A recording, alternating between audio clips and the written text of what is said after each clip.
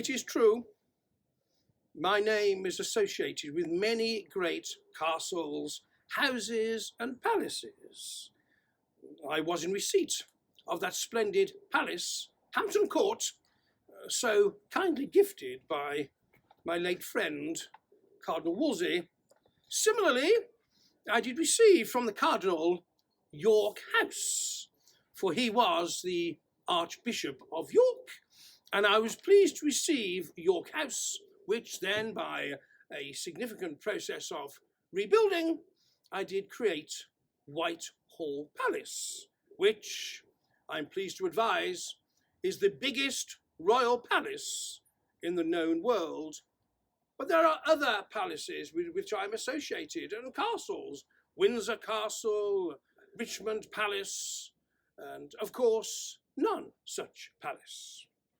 In the year of 1538, being the 30th anniversary of my reign as king, I did commence the building of Nonsuch Palace.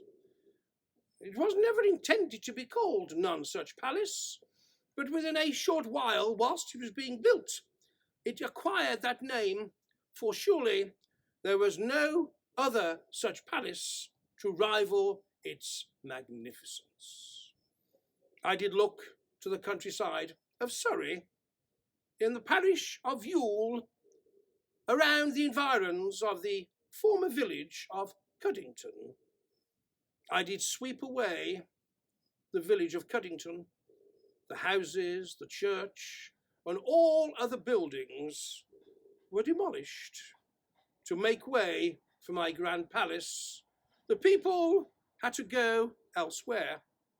I desired a great palace set amidst great hunting grounds, and for this 'twas necessary for many roads to be rerouted to form a bypass around the grounds of Nonsuch. This palace, indeed, was to be most magnificent, with turrets, with towers, with the most fantastic and imaginative pargeting.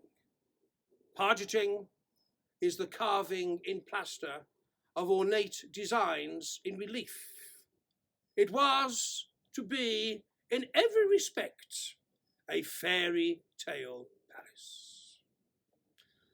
I am indeed an old man, and construction of my splendid palace at Nonsuch still continues. I doubt, in truth, if I will ever see its completion. For Nonsuch is a completely new construction. Formerly, my great houses, castles, and palaces have been remodeling of existing constructions. This is a wholly new building, and it is built on the most magnificent stage and spectacle. It is a marvellous palace. I, by the building of Nonsuch, do seek to rival anything, nay, to surpass anything that Francis I of France may have. However, a passing necromancer did say unto me that the future of Nonsuch was not long-lived. The necromancer did say unto me, the king, that I would not indeed see the finalization of Nonsuch. This is a bold move for the necromancer, for to speak in any respect of the king's death is in fact treason, punishable by death, but I did permit his insolence.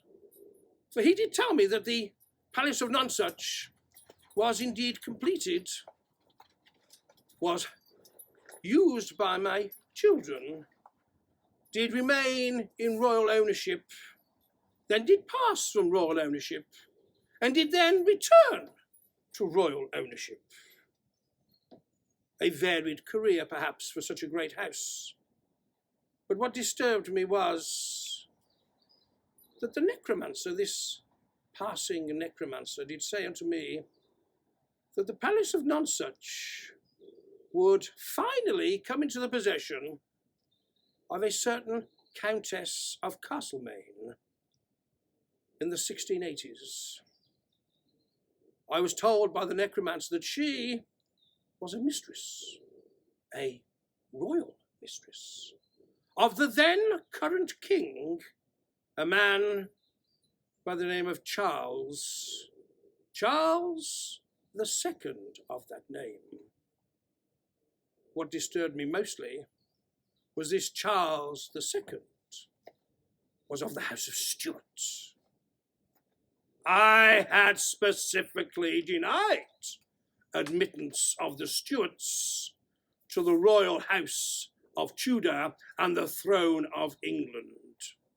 'Tis true, the Stuarts, the kings of Scots, are of Tudor descent. My sister, Margaret, Queen of Scots, given in marriage to that fool James IV. Thus, all issue of the Stuarts are Tudor, being descended, as indeed I am, from my father, King Henry VII.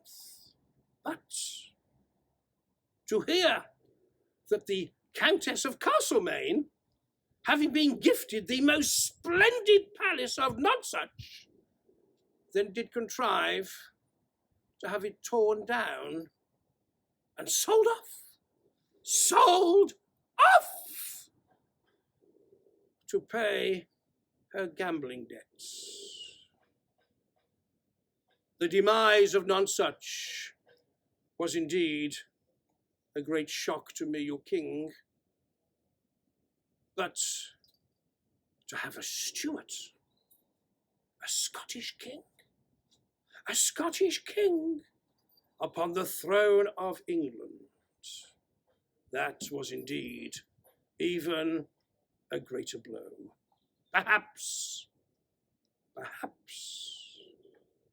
that necromancer was ill-informed, and that my house, the Tudors, as is ever my intention, will spread out to the future, year upon year, and generation upon generation, and that to have a heathen Scots upon the throne of England is naught but a fancy. So there you have it, my loyal subjects. A brief reprise of the origins, and let us not hope the demise, of the great palace of Nonsuch.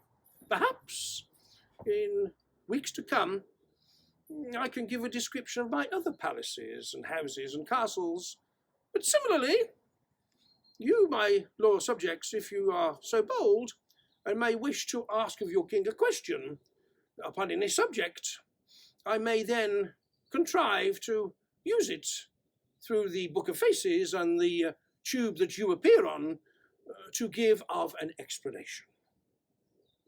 And with that, my loyal and well-beloved subjects, I do thank you all, and may God indeed bless and keep you all, the Commons of England.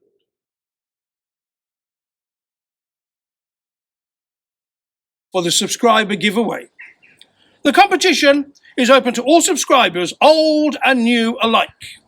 Once I reach 250 subscribers on my YouTube channel, I will choose one of those subscribers at random out of that 250 to receive a special prize.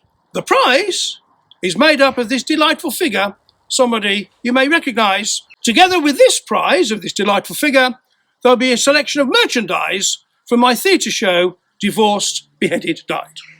The competition is open to all loyal subjects, where they may be across the globe. All you have to do to have a chance of winning is to subscribe to my YouTube channel by clicking the link below.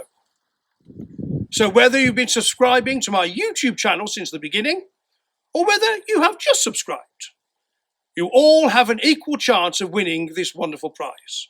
And so, good luck, and thank you all, my loyal and most well-beloved subjects, for your continued support. Cheers.